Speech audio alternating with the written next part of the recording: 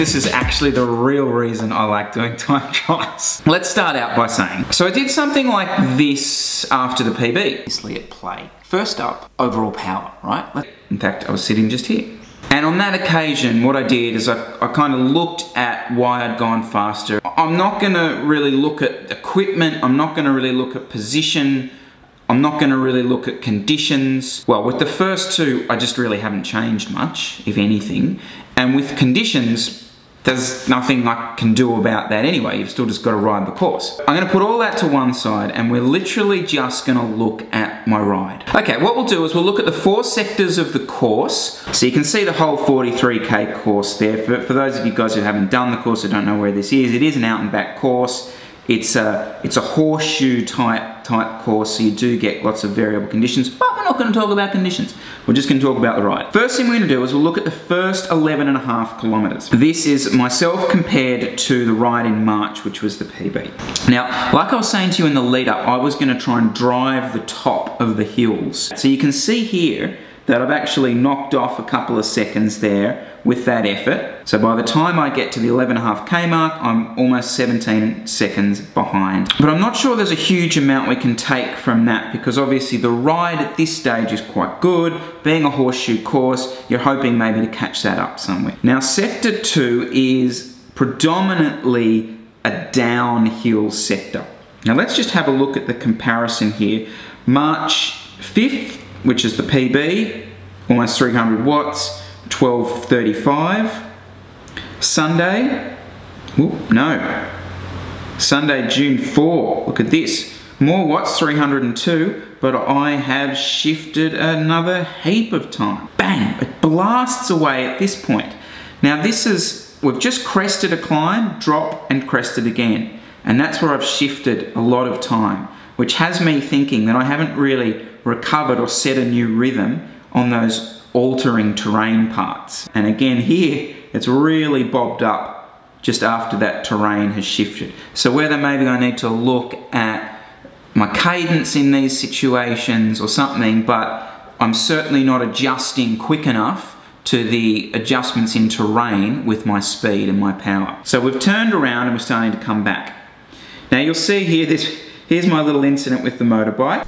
But he's gonna just time it unluckily with the motorbike. And as Crafty pointed out, he reckoned I lost 3 or 4 seconds. Well, yep, I'm gonna claim 5 seconds according to that. But the big time that I start to shift is this downhill. So I'm obviously fatiguing at this point, and these downhills are starting to really hurt me. So let's go to the last quarter. I'll be honest, at this point I knew I was not doing a good time.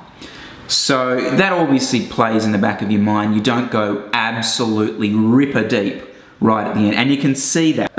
March 5th, which is the PB, I was doing a 166 BPM. On Sunday I was 160 BPM. So I'm borderline like sub-threshold. Now I know that's a bit of a soft excuse, and I'm again not really managing to put the power on the downhills, as you can really see there at the 7k mark, but I'm willing to shift the 30 seconds there at the end that basically says I wussed out. Okay, I actually reckon there's some good stuff from there. It's no surprise to me that I've lost time on the downhill. It's something that I really do struggle with, and I'm going to have to improve for the team time trial, because there is a heap of downhill there, and sitting on Jesse's wheel going downhill is going to be torture. I'm heartened by the power numbers, but I still want to do better. I still think, for me, 320 at Calgary is where I have to be if I really want to reach the peak of what I can do. Anyone else has got some thoughts on that? I'd be really interested to hear it. With that in mind, Dan set me 3x20 today. I'm going to go into the park to do them. And I'm really going to concentrate on the downhills, because I think this is a section that I just have to get better at. Let's go. Sorry about scaring the living daylights out of you. I thought you'd run over. I know, only afterwards. But I was like, oh my God, I've probably given them the fright of their life, thinking that I've taken the kids out. Sorry. So, I don't know if you picked any of that up. That was me chatting to one of the poor neighbours who'd come out morning, and as I suspected, she thought I'd bloody hit one of the girls. As I said, we're heading into the park. Talk to you there.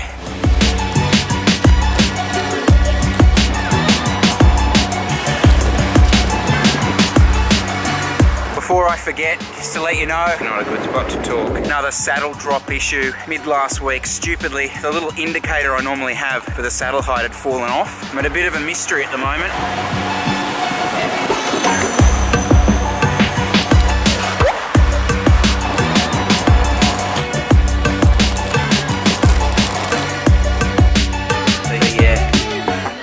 So yeah, saddle gate persisted, which is super annoying. I think it dropped about 2 weeks ago, but really annoyingly, the little marker that you normally put on it had fallen off when I up at Grafton at some point. You know that thing now, like you measure it back, but it never feels right. Again, obviously, excuses for all the rest of it. Now, I'm gonna do 3x20. Now, I'm gonna say this right now. I'm gonna do 3x20, and you can check my Strava afterwards, because I always bail on these.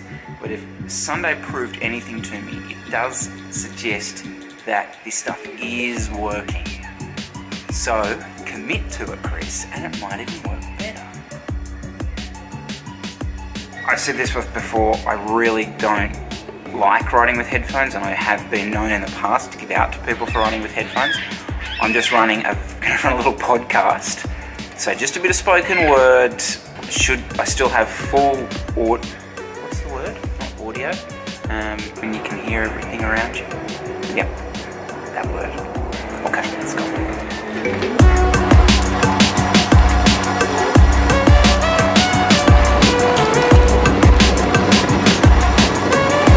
can really see my effort falls away downhill here, grinding like a massive gear, try and keep power over it. It's not a great technique, but it's all I got at the moment.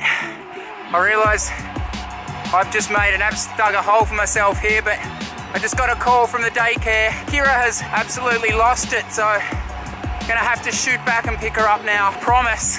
Ask Kira. Okay, that was the other reason I had the headphones in, because I was a bit worried. This is very windy. Be very interested if you can hear this. Right, need to take the shortcut and get home.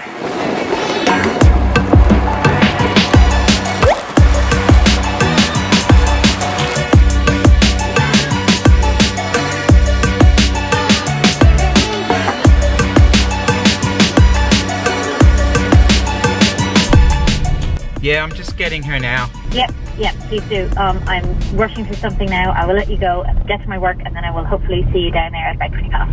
Double pickup. You okay now, Kira? Thanks, guys. See you now. Good nugget. We're going to go super fast to the car. Ready, steady, go. And through. Let's go. Good work.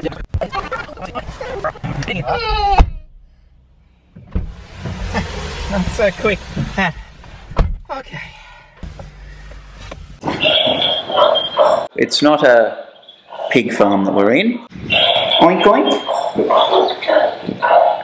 Oink oink. I think the other kind of thing that Sunday proved, I had to do a lot more trainer stuff. A lot earlier, when we were setting the house up, we were playing with the man cave.